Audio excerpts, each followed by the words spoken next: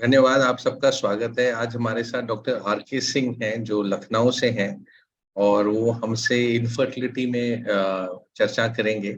तो डॉक्टर, ज़्यादा समय ना लेते हुए आपको धन्यवाद कि आप अपना कीमती समय निकाल के हमारे साथ जुड़े। और सर, आपको अभी ओवर टू यू सर, आप इस क्लास के लिए सर। तो आज हम लोग फीमेल इनफर्टिलिटी और होम्योपैथी क्या कर सकती है उसमें इस पे बात करने के लिए यहाँ इकट्ठा हुए हैं। और मैं लखनऊ में होम्योपैथिक इनफर्टिलिटी सेंटर चलाता हूँ और केवल हम लोग एक्सक्लूसिवली इनफर्टिलिटी पे काम करते हैं। कुछ दिन पहले हम लोगों ने इसमें से कुछ केसेज आपको शेयर किए थे क्योंकि ढेर सारे लोग आज नए दिख रहे हैं, तो फिर एक बार कुछ केसेस शेयर करूंगा और कुछ केसेज ऐसे हैं जो आपको दिखाऊंगा जो नए भी हैं। तो सबसे पहले समझते हैं कि इनफर्टिलिटी आखिर होती क्या है।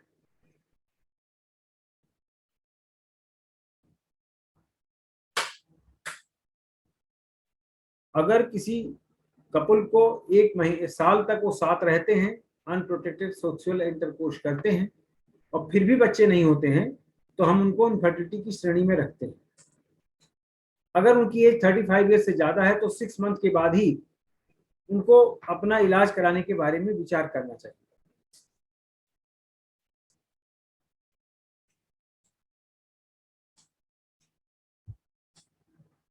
इसकी जो वर्ल्ड वाइड प्रेवलेंस है वो करीब 15% है और हमारे हिंदुस्तान में करीब 10 से 14% इसका पाई जाती है।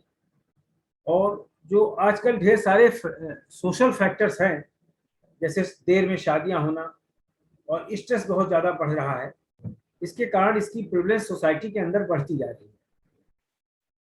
नॉर्मली ये होता था कि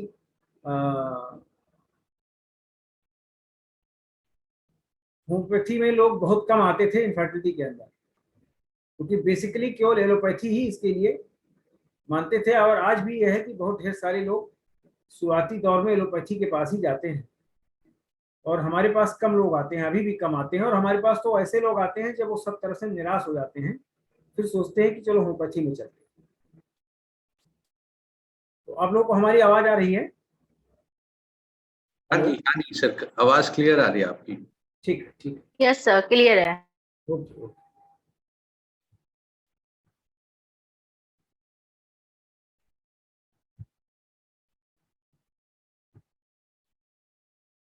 prevalence rate of infertility higher in urban than rural areas in India. उसका कारण यह है कि स्ट्रेस लेवल जो है वो अर्बन एरिया में ज्यादा है in comparison to rural areas. एक कॉन्सेप्ट यह है कि हिंदुस्तान के अंदर मेल्स जो है वो इनफर्टिलिटी के जो भी कपल आएंगे, आप देखेंगे अगर उनकी आप जांच कराएंगे तो मेल्स अपनी जांच भी कराने में रिलेक्टेंट रहते हैं। वो सोचते साहब हमें कुछ नहीं हो सकता। फैक्ट इसके बिल्कुल उलट है। 40% इनफर्टिलिटी रेट फीमेल में होता है और ऑलमोस्ट 40% ही मेल में होता है। 10% कपल्स में कंबाइंड काज होता है और रेस्ट 10% में दोनों में काज होता है। तो अगर देखा जाए तो ऑलमोस्ट 50-50% का रेशियो फीमेल और मेल का है। तो कभी भी जब भी कोई इनफर्टिलिटी का पेशेंट आता है तो केवल एक पेशेंट का जांच न कराएं, एक के बारे में ना इन्वेस्टिगेट करें, बल्कि मेल और फीमेल दोनों का ही एक साथ इन्वेस्टिगेट करना बहुत जरूरी होता है। कई बार एक पाया जाता है कि फीमेल्स में पे तो इन्वेस्टिगेशन सारे हो गए, मेल में नहीं हुआ और पता लगा प्रॉब्लम मेल में ही है। तो दोनों का एक साथ करा करके जांच तब शुरू करना चाहिए। जहां प्रॉब्लम हो फिर उस हिसाब से मेडिसिन देना ठीक है।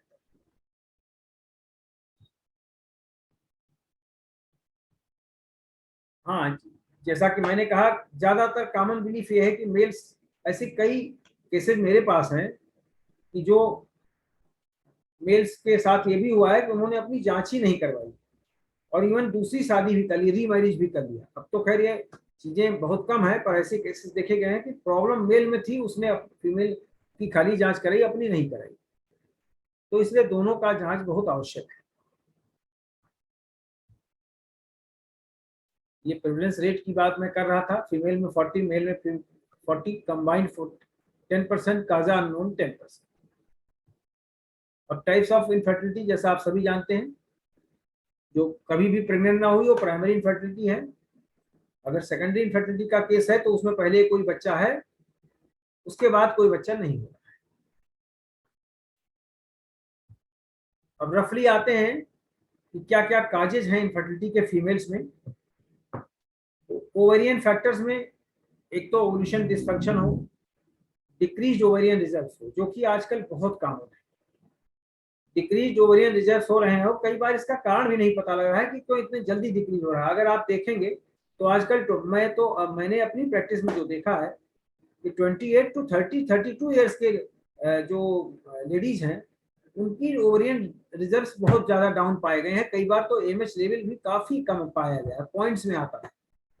ये due to altered lifestyle है या क्या चीजें हैं, इस पर अभी ये रिसर्च और शोध का विषय है। दूसरा चीज होता है पीसीओएस, एक बहुत कॉमन फैक्टर है ओवेरियन फैक्टर्स का, आप सभी जानते हैं। ओवुलेशन होता है। प्रीमेच्योर ओवेरियन फेलोर की केसेस बहुत ज्यादा आ रहे हैं। पहले कितने आते थे, जो बहुत सीनियर्स हैं, हमको भी 29 years I have completed in my practice, तो इतने ज्यादा प्रीमेच्योर ओवेरियन फेलोर के केसेस नहीं आते थे जितने अब हो रहे हैं। तो अभी लाइफ स्टाइल चेंजेस की वजह से या इंक्रीज लेवल स्ट्रेस की वजह से या लेट मैरिजेस की वजह से क्या हो रहा है, प्रीमेच्योर ओवेरियन फेलोर बहुत। तो ये तो ओवेरियन फैक्टर्स थे।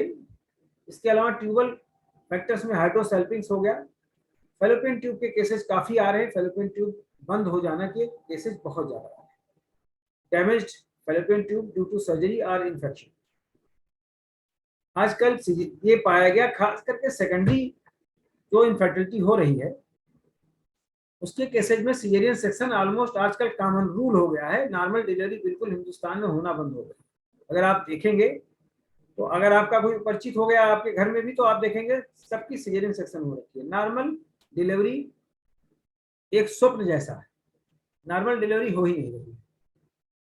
तो अब फेलोपियन ट्यूब का सर्जरी की वजह से और कई बार इन्फेक्शन की वजह, जिसमें सबसे कॉमन इन्फेक्शन ये लोग मानते हैं कि ट्यूबरकुलोसिस का है। हालांकि कई बार ये टीबी वोल्ट नेगेटिव पाने के बावजूद भी एटीटी ये लोग दे देते हैं in modern medicine, so called modern medicine.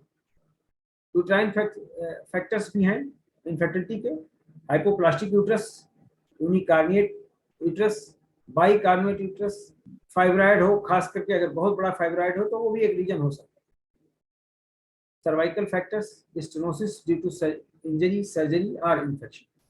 Cervical mucus is not of right consistency. आप जानते हैं सर्वाइकल म्यूकस की कंसिस्टेंसी चेंज हो जाती है और इस पर एंटीबॉडी भी होती है सर्वाइकल म्यूकस में, उसके कारण भी ये सर्वाइकल फैक्टर्स हैं जिसके कारण इनफर्टिलिटी होती है।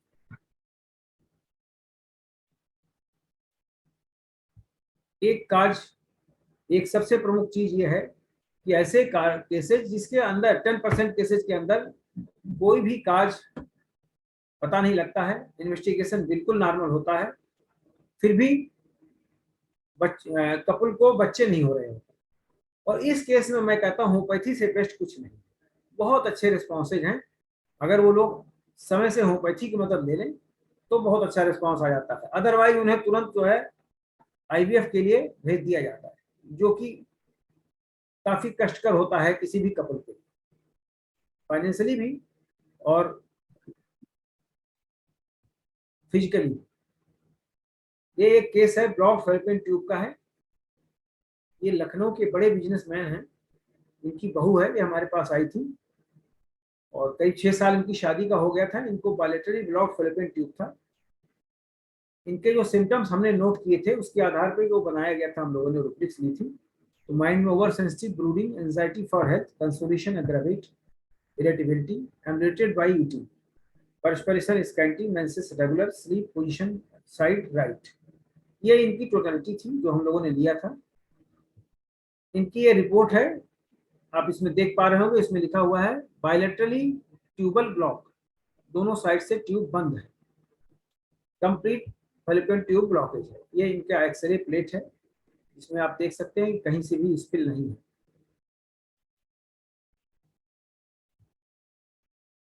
ये लखनऊ की बहुत मशहूर आईवीएफ स्पेशलिस्ट हैं और जो लखनऊ के लोग हैं इनको जानते हैं, ये काफी जाना माना नाम है। उन्होंने अपनी चिकित्सा पद्धति अपनी विधा के हिसाब से उन्होंने इनको, आप देख सकते हैं, आईवीएफ इसमें एडवाइस किया। बायलेटरली ट्यूबल ब्लॉक इन्होंने नोट किया है और उन्होंने इनको आईवीएफ एडवाइस किया था। हम लोगों ने जो आपको सिम्टम बताए उसके आधार पर रिपर्टराइज किया था कॉम्पैस सॉफ्टवेयर के ऊपर। ये रिपर्टराइजेशन टेबल है और इनको हमने मेडिसिन दिया। CPR-30 इनको 1 महीने के लिए दिया गया। अब एक बात मैं और कहना चाहता हूं कि इनफर्टिलिटी के केसेस के अंदर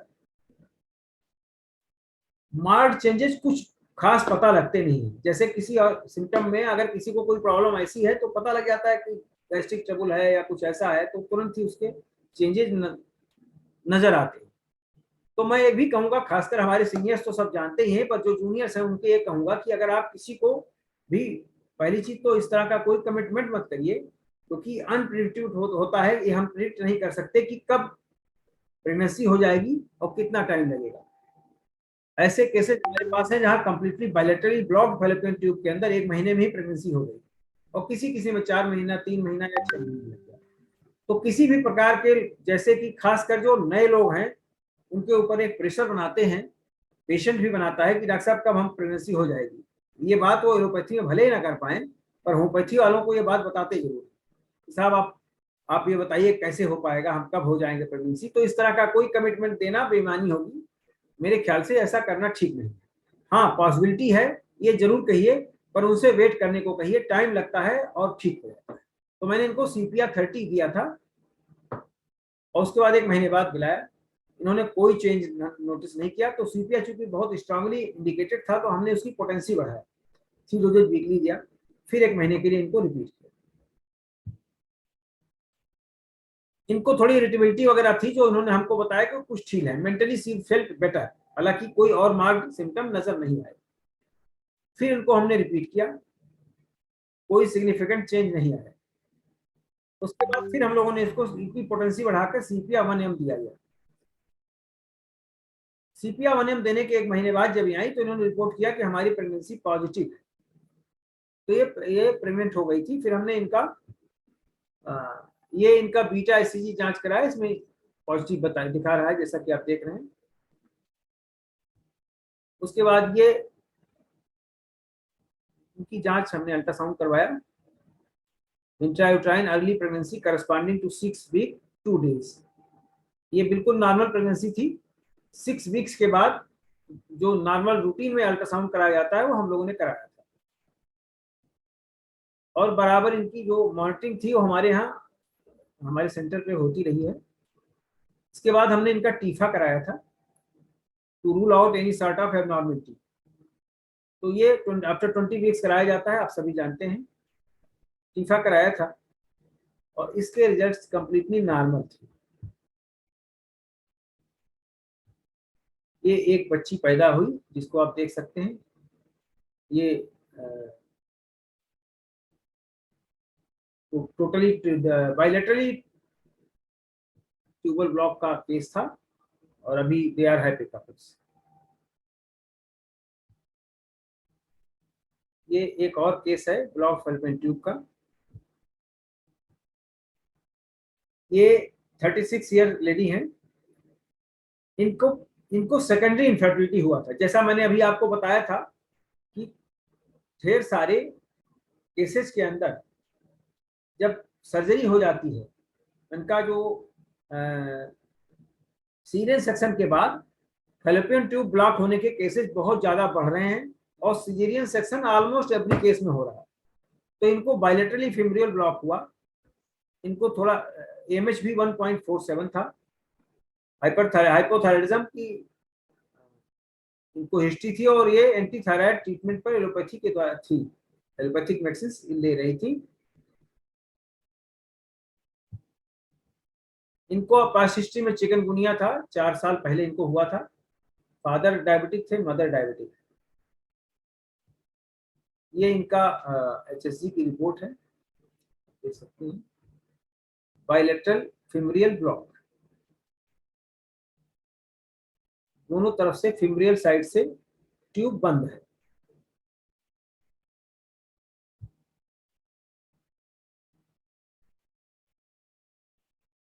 इनके रूब्रिक्स हम लोगों ने आफ्टर केस टेकिंग लिए थे, और इसको ले करके हम लोगों ने फिर होमपैथ जो सॉफ्टवेयर है होम्योपैथी का, उस पर केंट पे ये हमने इसको रिपर्टराइज किया, देख सकते हैं इसमें। तो इनको हम लोगों ने मेडिसिन दी थी, sulphur 200 3 dose given by placebo. अच्छा, दूसरा एक मेडिसिन है जो मैं कई बार फ्रीक्वेंटली यूज करता हूँ, वो है थियासिनामिन 3x। खास करके ऐसे सिजेरियन सेक्शन के बाद या किसी भी सर्जरी के बाद आप जानते हैं कि जो फाइब्रस चेंजेज आते हैं उसमें थियोसिनामिनम बहुत अच्छा काम करता है। तो थियोसिनामिनम हमने 3x में 1 टाइम ट्वाइस डेली 1 महीने के लिए दिया, और सल्फर 200 इनको दी गई थी, हायर पोटेंसी में 200 में। तो इन्होंने कहा हमें थोड़ा बेहतर लग रहा है। उसके बाद हमने इनका सल्फर नहीं रिपीट किया था, इनको थियोसिनामिनम केवल 1 महीने और के लिए दिया। एक कोई और चेंज इनको इन्होंने बताया कि हमको नहीं है, तो फिर सल्फर की एक बार रिपीट की गई, कोई चेंज फिर नहीं हुआ, तो सल्फर की डोज हम लोगों ने बढ़ाकर 1 महीने के लिए दिया।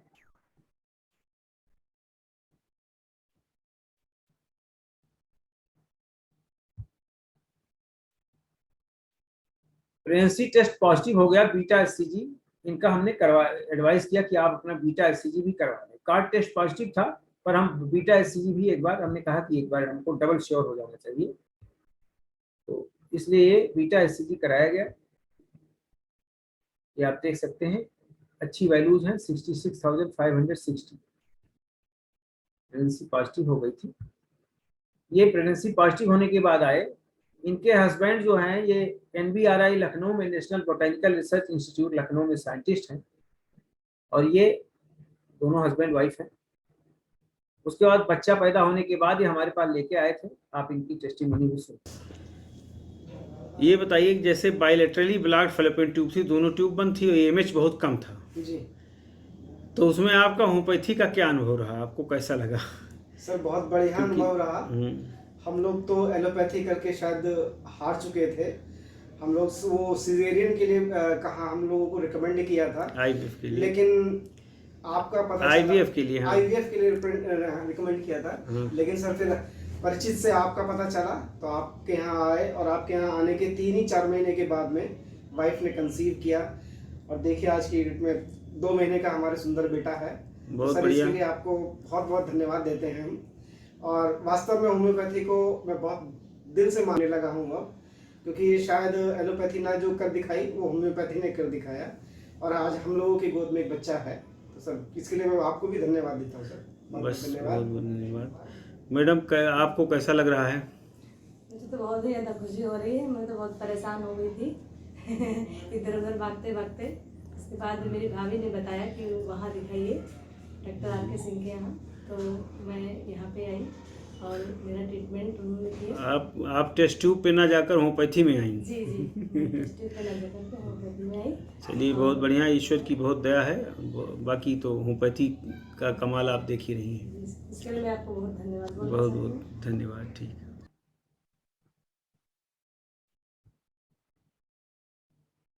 ये एक और केस है जो मैं आप सबके साथ शेयर कर रहा हूँ। मेरी आवाज आप लोगों तक जा रही है सर? हेलो? हाँ जी, बिल्कुल क्लियर आ रही है सर, क्लियर आवाज। ठीक सर, ठीक सर। तो एक तो ये चीज है कि हम होम्योपैथी से डायरेक्ट इंटरवेंशन कर सकते हैं। दूसरी चीज, ये केस ऐसा है जिसमें हम लोग होम्योपैथी की मदद से मरीज की हेल्प कर सकते हैं। इसके अंदर एक केस ये ऐसा है, असरमैन सिंड्रोम का केस है।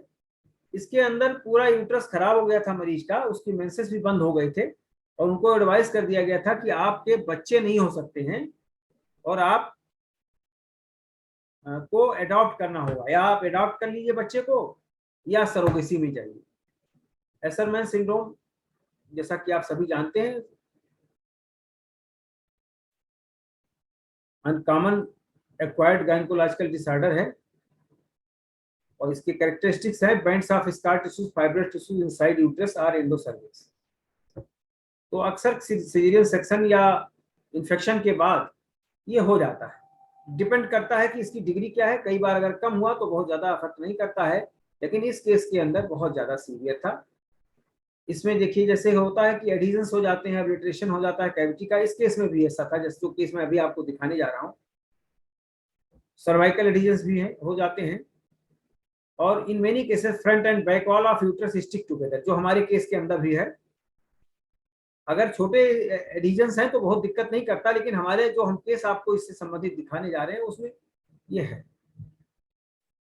Symptoms of Asherman syndrome, menstrual disorder, menses very scanty, hypomenorrhea और एब्सेंट। मेरे जो मैं मरीज दिखाने जा रहा हूँ उसमें एमेनोरिया है, पूरा complete absent of menses, absence of menses है, 6 महीने से एब्सेंट बंद हो गया था और वो आईवीएफ के लिए जाना चाहती थी।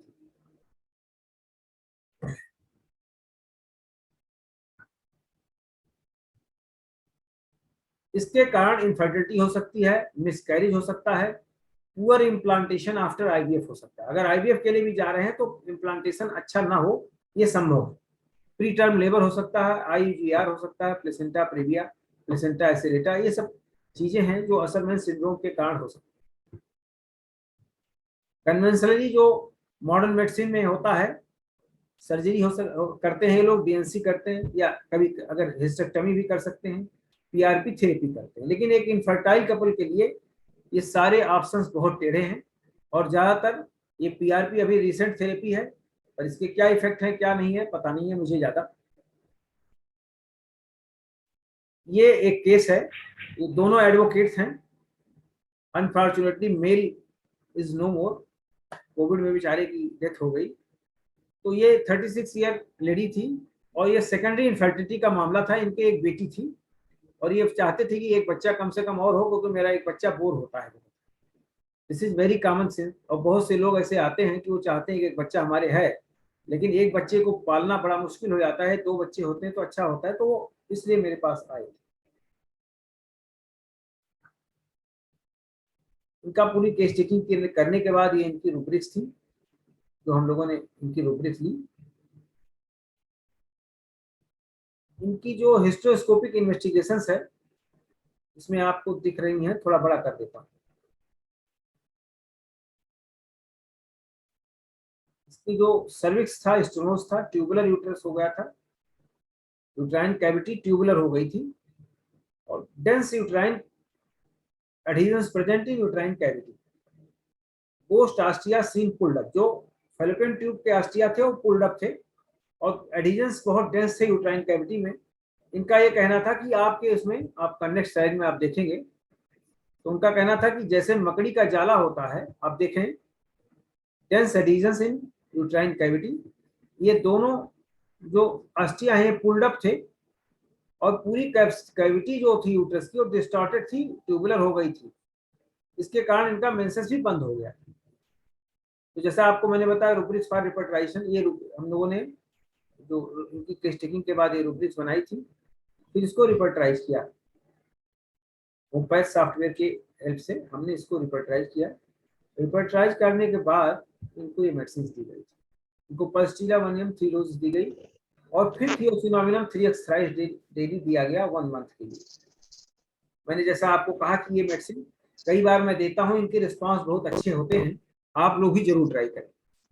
ये जो कपल था ये दोनों एडवोकेट थे और बहुत लड़ाकू प्रवृत्ति के थे। तो मतलब यहाँ आए तो उन्होंने दुनिया भर के क्वेश्चंस किए। एक बार तो हमारे स्टाफ ने कह दिया आप जाइए, हम आपका इलाज नहीं कर पाएंगे।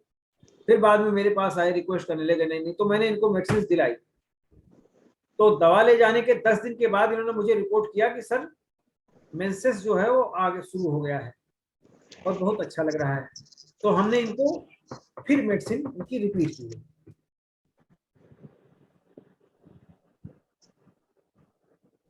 इनसे हम लोगों ने कहा था कि आप इस दवा को कम से कम 3 महीने खाइएगा, उसके बाद फिर से हिस्टोस्कोपी करवाइएगा।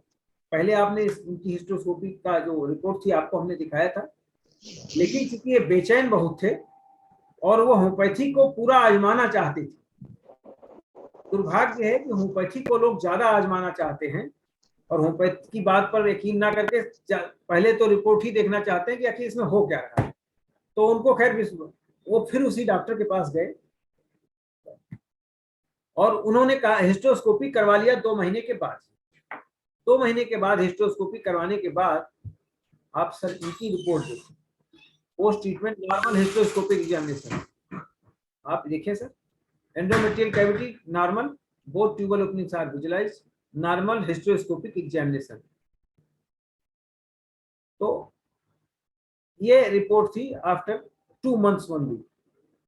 उसके बाद मैंने उनसे ये कहा कि आप वेट करें, और वेट करने के बाद आप अगर इंतजार करेंगे तो आपको नॉर्मल बच्चा हो जाएगा, आपको आईवीएफ के लिए भी जाना पड़ेगा नहीं। मैं श्योर था कि इनको बिना किसी प्रोसीजर के, आर्टिफिशियल प्रोसीजर के नेचुरली हो जाएगा, क्योंकि काफी अच्छा रिस्पांस था। तो मुझे लगा कि हो जाएगा। डॉक्टर जिन्होंने केजीएमसी में किया था इनका हिस्टोस्कोपी, सेम डॉक्टर ने प्राइवेट सेटअप में इसको किया, और वो आश्चर्य रह गए, चकित रह गई। उन्होंने ये कहा कि साहब ये तो गलत है, मुझे लगता है आपकी पहले की रिपोर्ट गलत है।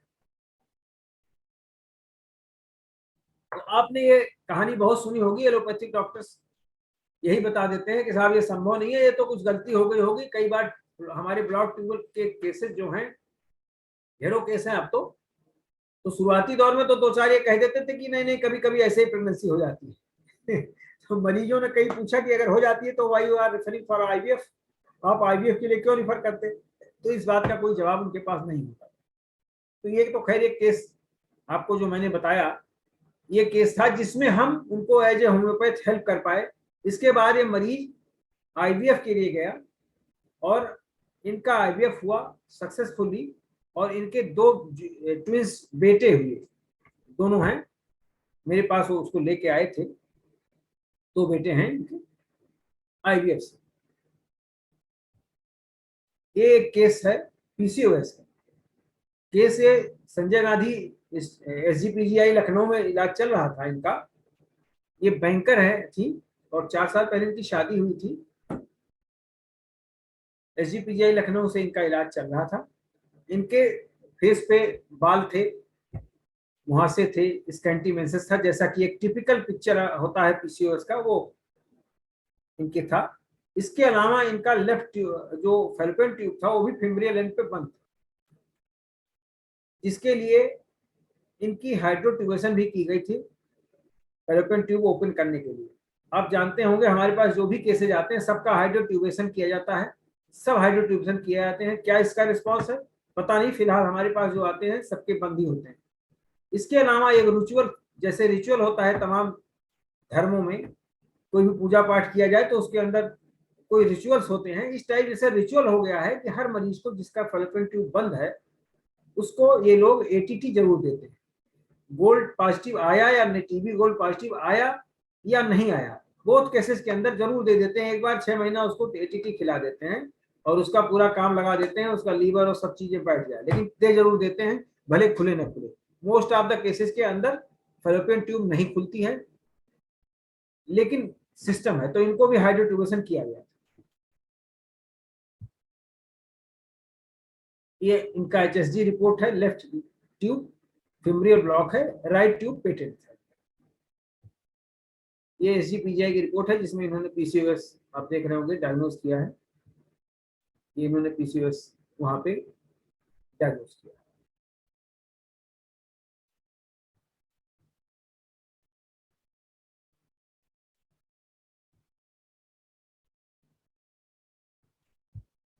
ये इनकी फॉलिकुलर स्टडी थी, ये एनओवुलेटरी साइकिल इसमें थी। ये हार्मोनल प्रोफाइल है जो एसजीपीजीआई ने अपने यहाँ की है।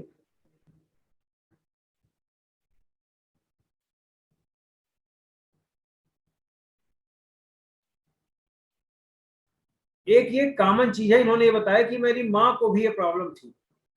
पीसीओएस के ढेर सारे केसेस के अंदर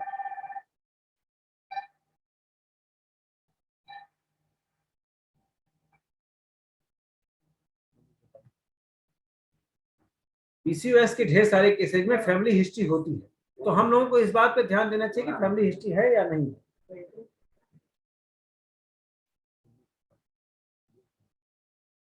इसमें मदर को भी सिमिलर प्रॉब्लम थी, और इसके अलावा कोई सिग्निफिकेंट फैमिली हिस्ट्री नहीं थी। इनका जो रूब्रिक्स हम लोगों ने केस टेकिंग के बाद लिया था वो आपके सामने है। माइंड का है, फियर था, हाई प्लेसेस के लिए anger, travelling with consolation, ameliorates, hopeful. अच्छी इरिटेबिलिटी बिफोर मेंसेस, मेंसेस के पहले इनको थोड़ी इरिटेबिलिटी हो जाती थी। नॉजिया बिफोर मेंसेस इनको, ये एक खास रिपोर्ट थी। Many sore painful at the beginning of menses, genitalia menses scanty, genitalia sterile, ये हम लोगों ने रुब्रिक्स दिया था। इनको नेट्रम में और वनियम 3 डोजेस पहली बार दिया गया था। उसके बाद CPR 0/3 दिया गया। Diet and exercise were also advised. Diet और एक्सरसाइज दोनों PCOS में बहुत महत्वपूर्ण है। एक्सरसाइज का एक फायदा यह है कि स्ट्रेस भी कम होता है।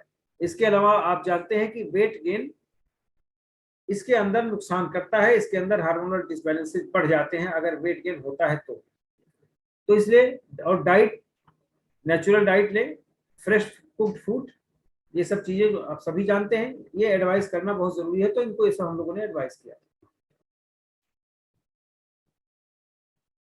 जब दोबारा ये आई तो इन्होंने कहा ना तो मुझे कोई वोमिटिंग या नौजिया नहीं हो रही है, ना कोई कमर दर्द है। फिर इनको हम लोगों ने CPR 0/3 इनको दिया गया।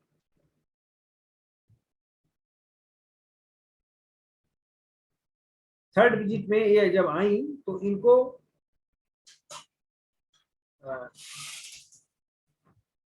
मेंसेस नहीं आए थे, सो कोई दवाई नहीं दी गई, इनकी जांच कराई गई तो इनके प्रेगनेंसी पॉजिटिव थी।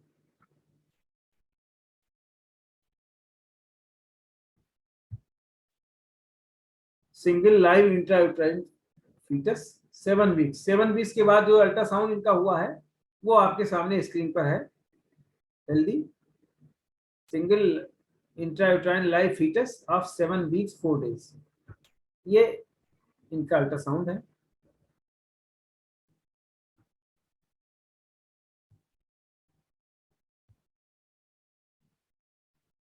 इलेवन वीक्स के बाद भी इनका एक अल्ट्रासाउंड दोबारा रिपीटेड है, जो ये है।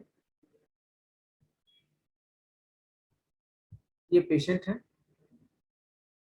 वेरी पॉजिटिव, बहुत ही पॉजिटिव लेडी, और जो पॉजिटिव है, जो बहुत ही ज्यादा होपफुल रहता है, उसकी पॉसिबिलिटीज मैंने देखा इस केस के अंदर बढ़ जाती है। ये इनका बच्चा है, जब बच्चा ये पैदा हुआ तो इन्होंने इसका फोटो मुझे भेजा था। तो ये केसेज है, मैंने थोड़ा तेज इसको दौड़ाया। पिछली बार ये हुआ था कि हम लोग बहुत से केसेज अपने नहीं दिखा पाए थे। कुछ केसेज था जो हम समय की कमी के कारण बना नहीं पाए, आपको दिखा नहीं पाए थे। तो उन केसेज, कुछ तो हमारे पास टेस्टिमोनियल्स हैं जो जिसका डिटेल्स मैं आपको बाद में दिखा सकता हूँ, केवल आपको छोटी छोटी वीडियो क्लिप्स दिखा देता हूँ एक दो। और जो मैंने नोटिस किया कि इनफर्टिलिटी के अंदर, इनफर्टिलिटी में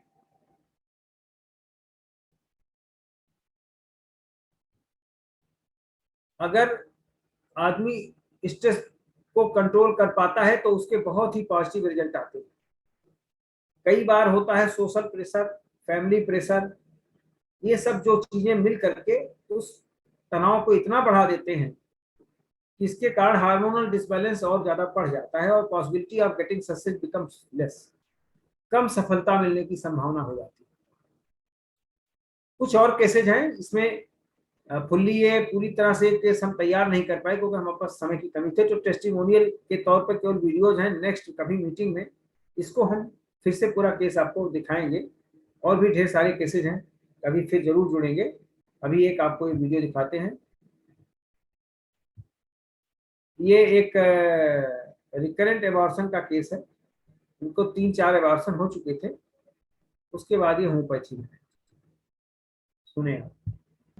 ये बताइए, जब आप हमारे पास आई थी तो आपको 3 बार मिस्ड एबॉर्शन था, यही तो प्रॉब्लम थी? जी। आपका अनुभव कैसा रहा होम्योपैथी का? बढ़िया रहा, काफी अच्छा रहा। आराम से दवाइयाँ ली, रिलैक्स थे। जो थोड़ी बहुत प्रॉब्लम्स फिजिकली या मेंसेस में होते थे वो भी मेरे ठीक हो गए थे। तो काफी अच्छा अनुभव रहा मेरा। उसके बाद ये शेर सिंह आए हैं। यस, सबसे बड़ा अच्छा अनुभव तो मेरा ये। चलिए, बहुत बढ़िया।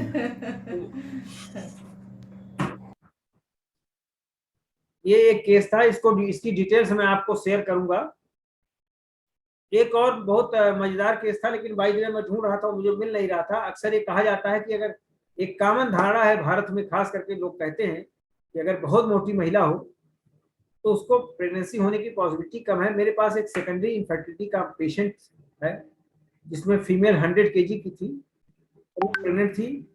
उसको मैं कई लोगों को जो इसको लेकर बहुत अवसादग्रस्त रहते थे कि हमारा वेट बहुत ज्यादा, प्रेगनेंसी नहीं हुई, तो उनका दिखाता था। मैं ढूंढ रहा था, अभी मुझे मिला नहीं, लेकिन फिर कभी मैं आपको उसको जरूर दिखाऊंगा। ये भी एक केस है पीसीओएस का है, जिसमें ब्लॉक फैलोपियन ट्यूब थी। इनकी ट्यूब भी ब्लॉक थी और पीसीओएस भी था, दोनों प्रॉब्लम्स इनको थी। ये हैं, इनका भी आप टेस्टिमोनी सुन सकते हैं। इनकी डिटेल केसेस मैं आपको इसमें नहीं शेयर कर पा रहा हूँ, और नेक्स्ट में जरूर करूँगा। अब मैडम आप बताइए, आपको जैसा कि डॉक्टर साहब ने बताया था पीसीओएस है, तो आप इस इलाज से संतुष्ट हैं, प्रसन्न हैं? हाँ, लगभग कितने साल शादी के हो गए थे आपके? 9 साल। आप भी बोले तिवारी जी, आप प्रसन्न हैं, खुश हैं होम्योपैथी से? बहुत। हाँ, देखिए क्या होता है कि अपने एक्सपीरियंस से जो हम आप लोगों से लेते हैं, इसका यह है कि और बाकी लोग जो निराश लोग हैं उनको तो इससे आशा मिलती है, बिल्कुल। है ना? 1 मंथ मतलब कवर हो गया। 1 मंथ में के बाद ही आप प्रेग्नेंट हो गई थी? हाँ, जी जी। हमने पहले बहुत इलाज कराया, लेकिन अच्छा, पहले इलाज आप करा चुके हैं? हाँ, करीब 15 डॉक्टर्स को तो दिखाया ही होगा पिछले 9 साल में। 15 वर्ष, 9 वर्ष हो गया 9 शादी? वर्ष में कम से कम 15-16 डॉक्टर्स, अच्छे डॉक्टर्स को दिखाया। उन्होंने मना कर दिया था, IVF के लिए बोल रहे थे, बट लोगों ने उधर हम लोग गए नहीं, फिर आपके यहाँ से चलिए, मिला। बहुत अच्छी बात है।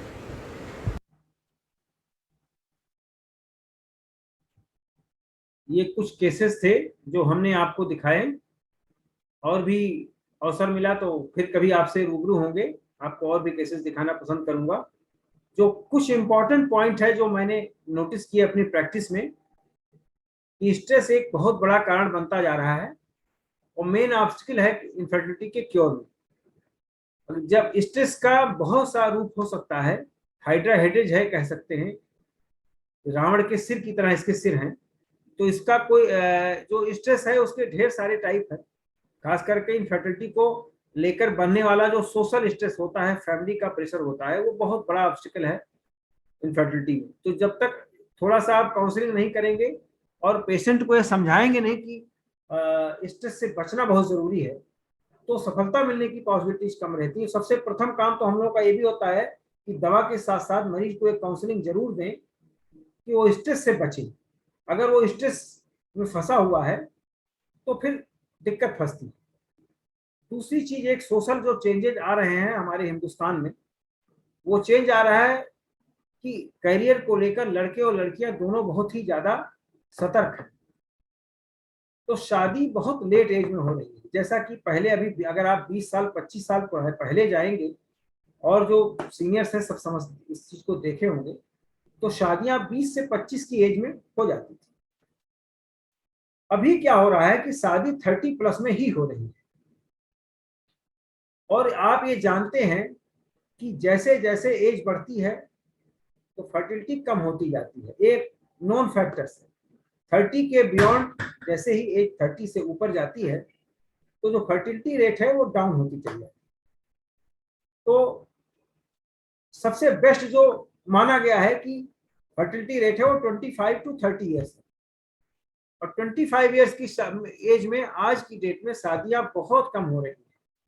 बिलो 30 तो शादियां ऑलमोस्ट निल हो रही हैं, नहीं हो रही हैं। जैसे हम आज जनसंख्या की समस्या से जूझ रहे हैं कि हमारी पॉपुलेशन आज चाइना को क्रॉस कर गई है, मुझे तो इस बात की आशंका है कि कहीं ऐसा ना हो कि उल्टा हो जाए, कि हमारे यहाँ ये प्रॉब्लम आने लग जाए कि हमारी पॉपुलेशन बहुत तेजी के साथ नीचे जाए और हमको इसके लिए प्रयास करने पड़े। जैसे कुछ कंट्रीज में लोग बताते हैं, हमारे हिंदुस्तान में लोग हंसते हैं, मजा लेते हैं कि साहब वहाँ बच्चे पैदा करने के लिए इंसेंटिव दिया जाता है। तो कहीं ऐसा हमारे देश में भी ना होने लग जाए, क्योंकि लोग बहुत ज्यादा मनीमेंटिक हो गए हैं, फिजिकल चीजों को लेकर बहुत ज्यादा पॉजिटिव हो गए हैं कि हमारा सब चीज होता है। उस चक्कर में जब वो शादी की एज आती है, तो शादी करते हैं, उसके बाद जब सोचते हैं कि अब हम सब फिट हो गए हैं, हम फाइनेंशियली वेल हैं, हमने करियर में सब कुछ अचीव कर लिया, तो उसके बाद जो उनको जब बच्चे चाहिए होते हैं तो बच्चे नहीं होते। आप सभी जानते हैं कि हर फीमेल एक फिनिट नंबर ऑफ एग्स के साथ पैदा होती है, जो हर महीने कम होता जाता है।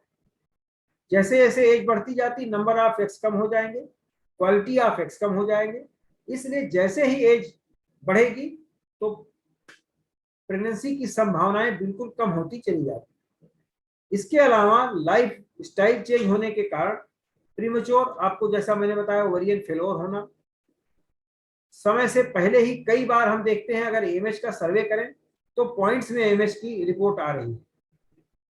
तो बहुत खराब स्थिति होने जा रही है, लाइफ स्टाइल का चेंजेज है। इस पर एक रिसर्च की आवश्यकता है कि हमारे देश में ये चीजें क्यों हो रही हैं, और अभी इसके केसेज बहुत ज्यादा बढ़ने वाले हैं। खास करके अगर फर्स्ट हैंड कोई होम्योपैथी में आ जाए तो मुझे लगता है कि हम बहुत जल्दी सफलता पा जाए। ढेर सारे इलाज जब हो जाते हैं, ढेर सारी चीजें हो जाती हैं, ढेर सारे प्रोसीजर्स हो जाते हैं, उसके बाद फिर जो है हम लोग होम्योपैथी में आते हैं, जब बहुत कॉम्प्लिकेशंस आ जाते हैं, ढेर सारे कॉम्प्लिकेशंस आने के बाद होम्योपैथी में आते हैं लोग, तो फिर उस कॉम्प्लिकेशंस क्या हो जाने के बाद जब आते हैं, एक एज भी पास हो गई है, फर्टिलिटी रेट बहुत कम हो गई है, तो फिर थोड़ी संभावनाएं कम होती जाती है। फिर भी हम उसमें से कुछ केस, होम्योपैथी की ये महिमा है कि हम उससे सफल हो जाते हैं। अगर हमारी थोड़ी अवेयरनेस बढ़े और हमारे में से ढेर सारे लोग इसको काम करने लग जाएं, तो मैं समझता हूं कि और भी लोग होम्योपैथी की तरफ आएंगे और ये समस्या जो इनफर्टिलिटी का अभिशाप है, ये खत्म हो जाए हिंदुस्तान से। तो मैं ये समझता हूं कि जब भी किसी को, एक और खास बात जो मैंने नोटिस की इतने वर्षों में, कि कई बार जो हमारी दवा से प्रेगनेंसी हुई, खास करके जिनमें हार्मोनल प्रॉब्लम्स रही हैं, हार्मोनल डिस्टर्बेंसेज रहे हैं, पीसीओएस की प्रॉब्लम रही है, या इस तरह की चीजें रही हैं, जैसे ही वो प्रेग्नेंट होते हैं, होम्योपैथी से भागते हैं, तुरंत ही वो एलोपैथिक डॉक्टर्स की शरण में चले जाते हैं, खास करके ऑब्स्टेट्रिशियन के पास। अभी ढेर सारे होम्योपैथिक डॉक्टर्स गायनिक्स या ऑब्स्टेट्रिक के तौर पे काम नहीं कर रहे हैं, इसका नुकसान हमको हो रहा है। तुरंत ही जैसा उनका सिस्टम है, वो ढेर सारे हार्मोनल पिल्स देना शुरू कर देते हैं, इंजेक्शन देना शुरू कर देते हैं, और उसके फलस्वरूप हमने ढेर सारे केसेस के अंदर अबॉर्शन नोटिस किया है। जैसा आप जानते हैं, एक प्रोबेबिलिटी हमें लगती है कि हमने कई बार, कई 7 से 8 केसेस हमारे खराब हुए। खराब होने के बाद हमने अपने मरीजों को मना कर दिया कि फर्स्ट ट्रिमेस्टर में बिल्कुल आप मत जाइए किसी भी ऑब्स्टेट्रिशियन के पास, आप सिंपल रहिए, आप घर पे रहिए, हमारे होम्योपैथी से हम फॉलो करते हैं। और हम लोगों ने होम्योपैथी से फिर लास्ट मंथ तक उसको फॉलो करते हैं। सारे मरीजों को जो भी हमारे यहाँ करते हैं, उनको हम अपनी मेडिसिन देते हैं, तो अगर उनकी न्यूट्रिशन वगैरह का सब चीज का हम लोग चार्ट बना के देते हैं, और वो चलते हैं। तो क्या होता है कि जैसे ये लोग इनको एक्सटर्नल हार्मोन देते हैं, मुझे लगता है कि जो एक्सटर्नल हार्मोन देने के बाद जो नॉर्मल हार्मोन, जो कि हमारी दवा से अपने आप स्टिमुलेट होकर आने लगा था, वो फीडबैक मैकेनिज्म चला जाता होगा, और इस कारण एबॉर्शन हो जाता है। तो ज्यादातर लोगों को एक्सटर्नल हार्मोन देने से एबॉर्शन हो जाता है, जो होम्योपैथी से सफल हुए होते हैं। तो इसलिए हमने सब लोगों से ये कहना शुरू किया कि आप लोग कृपया, अगर आपको सफलता होम्योपैथी से मिलती है तो कृपया आप होम्योपैथी में ही रहें। और सारे होम्योपैथी से वालों से मैं ये कहूंगा कि आप अपने मरीज को प्रेग्नेंट होते ही तुरंत ऑब्स्टेट्रिशियन के पास मत भगाइए, आप उसको अच्छे से फॉलो करिए। होम्योपैथी से उसका फॉलो संभव है, और बढ़िया डाइट और बढ़िया भोजन के से चीजों को मैनेज किया जाता है। आप सोचें कि क्या आज हम लोगों में जो भी 50 के अबव लोग हैं, इनकी माताओं को कौन सा आयरन की गोली और कैल्शियम दी गई थी, इन्होंने क्या खाया था, उन्होंने क्यों एक स्वस्थ बच्चे को जन्म दिया। किसी की सिजेरियन सेक्शन नहीं होता था, कम से कम सिजेरियन होता था। आज की डेट में सबको आयरन कैल्शियम दुनिया भर की चीजें दी जा रही हैं। ढेर सारी रिसर्च के नाम पर पैसा फार्मा कंपनी कर रही है, और फार्मा कंपनी के जाल में हम फंसते जा रहे हैं। तो मुझे लगता है कि होम्योपैथी वालों को ये जरूरी है कि इस फील्ड में मैक्सिमम लोग आए और इस पर काम करें, तो हम लोग और आगे बढ़ सकते। धन्यवाद आप सबको बहुत बहुत धन्यवाद डॉक्टर आर के सिंह, बहुत अच्छा आपका सेशन था। काफी अच्छे केसेस आपने हमें दिखाए। बहुत बढ़िया आशीर्वाद है बॉस। अभी आपने एक जो मुद्दा उठाया कि जो प्रेगनेंसी के बाद हम लोग ऑब्स्टेट्रिशियन के पास पेशेंट को भेजना होता है, तो आपने कहा कि हमारे पास अगर कोई ऐसा प्रोटोकॉल हो जाए तो ये कैसे पॉसिबल होगा, क्योंकि आजकल की जो जनरेशन है, मतलब हमारे पास भी ऐसे बहुत सारे केसेस हो रहे हैं जो सीधे पॉजिटिव हो रहे हैं और वो सीधे सीधे हमसे आकर के खुद ही पूछते हैं कि अब हम कौन सी गायनी या कौन सी ऑब्स्टेट्रिशियन के पास जाएं। और कुछ ऐसे प्रोटोकॉल्स भी हो गए हैं जिसकी वजह से हमें मतलब ऑब्स्टेट्रिशियन के पास जाना भी पड़ेगा।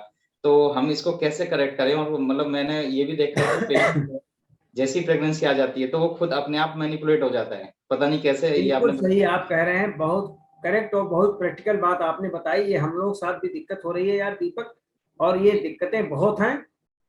और हालांकि इसको लेकर के कई बार हुए, कई एबार्सन, 6-7 एबार्सन जो है हुए, ऐसे केसेस का हुआ जिससे उनसे ज्यादा दुख हमको हुआ। 15-15 साल की इनफर्टिलिटी के केसेस थे, उनको एबार्सन हो गया। जी और वो मैं एक्चुअल में दीपक केवल हाइपोथेकेशन है, हम सोच ही रहे हैं कि जैसे जाते हैं तो ये लोग तुरंत हार्मोनल इंजेक्शन देते हैं, पता नहीं क्या होता है लेकिन। और अभी हमारे पास कोई सेटअप होम्योपैथी में इस तरह का तैयार नहीं है दुर्भाग्यवश, कि हम किसी को अपने होम्योपैथ को जो ऑब्स्टेट्रिक्स का काम करता हो उसके पास रेफर कर सके कि भाई हमारा ये मरीज जा रहा है, आप इसको कर लीजिए।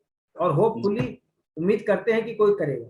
बिल्कुल सही आपने कहा, ये प्रॉब्लम हम भी झेलते हैं, लेकिन फर्स्ट ट्रिमेस्टर हम किसी को भेजते नहीं, कोशिश करते हैं। अगर कोई बहुत जोर मारता है ना तो फिर हम उनको ये कहते हैं कि आप मिशन के हॉस्पिटल जो होते हैं यहाँ चले जाइए, बहुत खेल नहीं है उनके जी। तो अनावश्यक हार्मोनल इंजेक्शन ये सब नहीं कर रहे हैं। तो कई बार हम ये कह देते हैं, या कोई नोन है कि भाई ज्यादा वो मैनिपुलेशन ना करे, ये चीज कई बार करते हैं हम लोग। बाकी ये दिक्कतें हैं।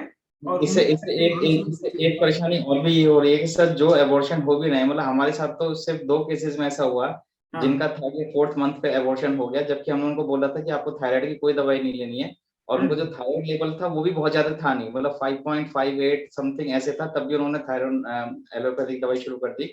और एबॉर्शन का नाम भी उन्होंने हम पे डाल दिया कि जो आपने ट्रीटमेंट लिया था प्रेगनेंसी के लिए वो गलत था, उन्होंने प्रोटोकॉल के साथ नहीं चले, जिसकी वजह से ऐसा हुआ। तो उनके एक्चुअल में एलोपैथी के लोग अपने प्रोटोकॉल को सभी के ऊपर थोप देना चाहते हैं जी। जैसे आप ये देखिए ना कि जो भी ये केसेस ब्लॉक फैलोपियन ट्यूब के हैं, जो केसेस हम लोगों के हैं, इन केसेस को कोई भी एलोपैथी एक्सेप्ट नहीं करेगा। नहीं, ये हो ही नहीं सकता, सामने दिख रहा है, आंखें मूंद लेते हैं। तो अब ये तो केवल धंधे की बात है कि बिजनेस के लिए आप इंसानियत को भूल जाएं, मनुष्यता को भूल जाएं, और आप वो बात सही एक्सेप्ट नहीं कर रहे हो। हमारे मरीज को अगर लगे कि हम नहीं कर सकते हैं तो why not to refer to somebody else, हम क्यों उसको फंसा के रखें।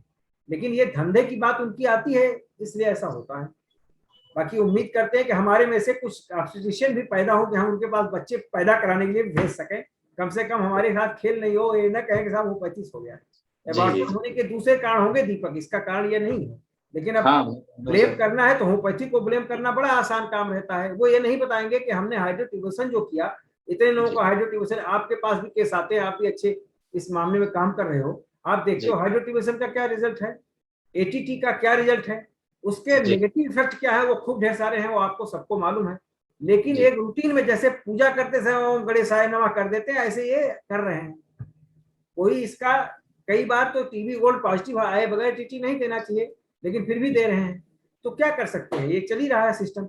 जितनी अवेयरनेस बढ़ेगी और हम में से ज्यादा लोग इस फील्ड में आएंगे तो इसमें मजा आएगा और काम खत्म हो जाएगा। चलिए, थैंक यू बॉस। हमारी तरफ से भी प्रयास है कि हम इस protocol, thank you, we are doing wonders. Thank you so much.